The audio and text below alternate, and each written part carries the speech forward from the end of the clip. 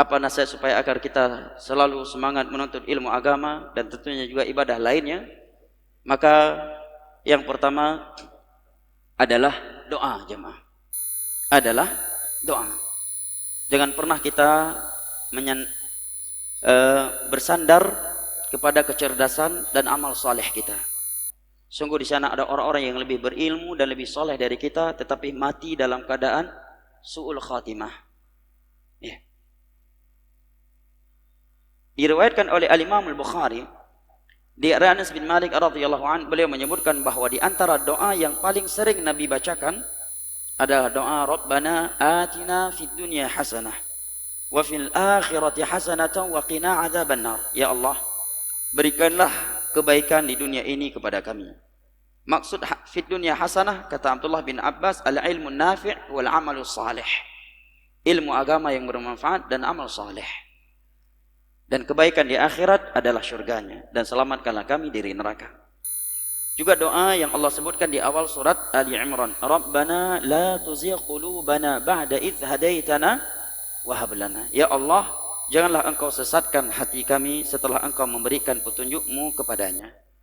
Juga di dalam riwayat Ahlu Sunan dari Aisyah radhiyallahu anha, bahwa Nabi selalu berdoa, Allahumma muqallibal qulub, tsabbit qalbi ala dinik. Ya Allah, zat yang memutarbalikkan hati, kokohkanlah hati kami di atas agamamu. Aisyah bertanya kepada Rasulullah, wahai Rasulullah, aku selalu melihat engkau berdoa seperti ini. Artinya beliau Rasul, sudah terjamin masuk syurga, sudah dijamin masuk syurga, dijamin selamat dari neraka, bahkan pembuka pintu syurga. Kau masih berdoa seperti itu? Ya Allah, kokohkanlah hatiku di atas agamamu. Maka Aisyah bertanya seperti itu. Nabi pun menjawab, ya Aisyah, inna quluba bani Adam baina usba'ini min asabi'ir rahman yuqallibuha kaifa sya'. Wahai Aisyah, hati anak Adam itu di antara dua jari jemari Allah. Allah akan membolak-baliknya sesuai dengan kehendaknya. Apalagi kita sudah berada di zaman yang sudah jauh dari masa kenabian, di mana kebaikan dibenamkan, diperangi, dan kejelekan dimenangkan. Sebuah masa yang Nabi katakan, yusbih rajulun mu'mina wa yumsi kafira wa yumsi mu'mina wa yusbih kafira yabi'u dinahu bi'aradhi minad dunya. Di pagi hari dia masih mukmin, di sore harinya dia sudah kafir. Ada pula orang yang di sore hari masih mukmin, di pagi harinya dia sudah kafir. Sebabnya yabi'u dinahu bi'aradhi minad dunya. Dia menjual prinsip-prinsip agamanya demi secuil dari perkara dunia. Hadis riwayat Imam Muslim dari Abu Hurairah radhiyallahu anhu. Perkara yang kedua adalah menjaga keikhlasan dalam beribadah. Orang yang ikhlas dalam beribadah kepada Allah tidak akan mampu diganggu oleh iblis dan bala tentaranya. Iblis ketika bersumpah di hadapan Allah, dia berkata sebagaimana Allah hikayatkan, fa bi'izzatika la'ughyanhum ajma'in illa ibadaka minhumul mukhlasin. Ya Allah, karena engkau telah mengutukku, karena engkau telah menyesatkan aku, maka aku akan selewengkan seluruh hamba-hambamu dari jalanmu yang lurus, kecuali hamba-hambamu yang dianugerahkan keikhlasan. Apa yang membuat Nabi Yusuf terjaga dan dapat selamat dari godaan istri Raja Mesir untuk berzina? Padahal dengan kondisi yang luar biasa, tiada manusia kecuali beliau dan wanita tersebut.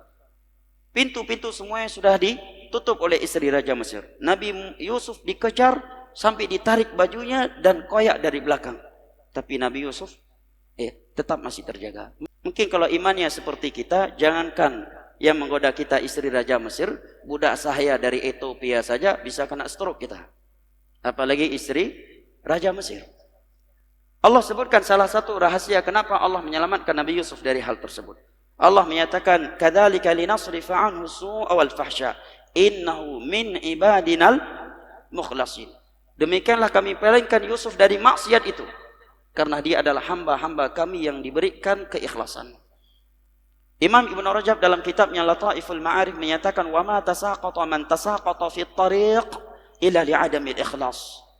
Sungguh tidaklah ada yang gugur di jalan ke Allah, yang tadinya salat kemudian enggak salat lagi, yang tadinya kokoh di atas sunnah kemudian tidak lagi, yang tadinya bantu masjid kemudian tidak lagi, yang tadinya berpuasa kemudian tidak lagi. Tidaklah ada yang gugur di jalan keistiqomahan melainkan karena dia orang yang tidak ikhlas. Melainkan keikhlasan yang ada di dalam hatinya itu lemah.